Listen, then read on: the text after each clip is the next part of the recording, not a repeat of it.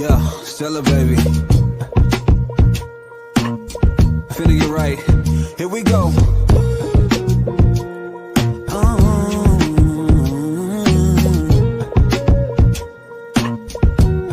Yeah, listen.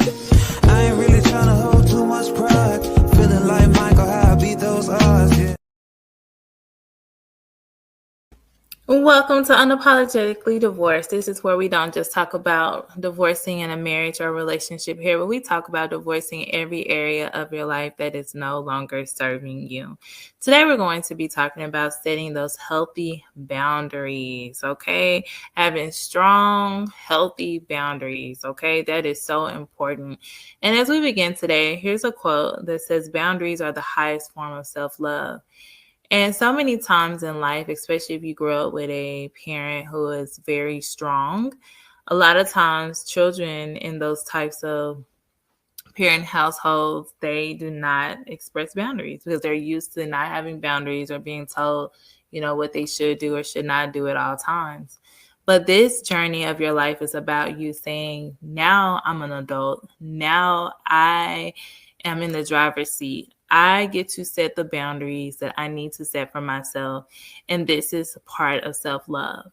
And you understand the more you live life that when people try to tell you that, hey, why are you being like that? Hey, you shouldn't do that, or get mad at you for setting a boundary, you have to question their true commitment to you, their true sense of friendship or true sense of really loving you, because your boundary is what you need for you. And please understand that boundaries can change depending on the season of life that you're in. And it's important to understand what is important to you. And if people love you and they appreciate you and they value you, then they will appreciate the love that you have for yourself. Because if you don't set boundaries on your time, then guess what? People are going to run over and misuse your time. So you have to be willing to set that boundary to say, no, this is my time. This is my set time for family. This is my set time for work. This is my set time for me, so I can think and reflect and do the things that I need to do. Proverbs 4:23 says that above all else, guard your heart, for everything you do flows from it. Proverbs 4:23, above all else, guard your heart, for everything you do flows from it. And it's important to know, like, if you don't take the time to guard your heart, then how in the world can you be any different? And what that means is, how in the world can you allow people to just say, hey, like, I'm just going to do whatever I want to do to you? And it sounds crazy, right? How in the world am I going to allow people to just throw things at me and just, stump all over my heart and trample me and do all these things? No, you wouldn't allow that. I have some clients that I'm like, would you allow someone to just hurt your child? Do whatever. And most times, people are going to say, no, I would not dare allow someone to do that. So why would you allow someone to trample your heart, play with your heart, toss it here and there, and do all these things? And we have to guard ourselves. We have to guard our minds, guard your heart. That's so important.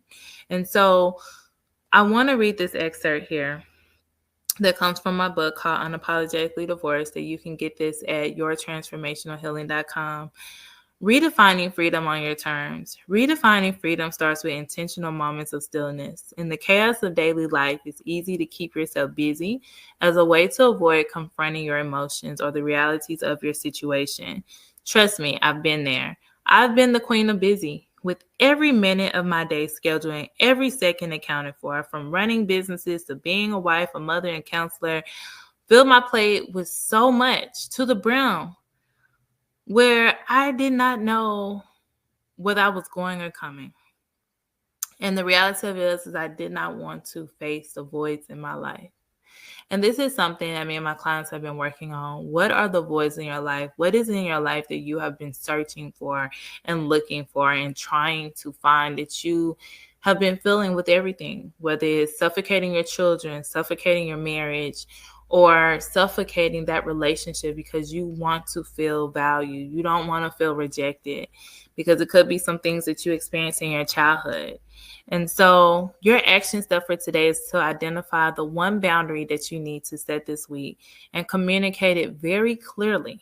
whether that's respecting your time, respecting your peace, respecting your heart, whatever that is. And then I need you to say this affirmation: I set and honor boundaries that protect my peace and energy. I set and honor boundaries that protect my peace and energy. I set and honor boundaries that protect my peace and energy. Yes, everyone be blessed. Yeah, Stella, baby. Finna get right. Here we go.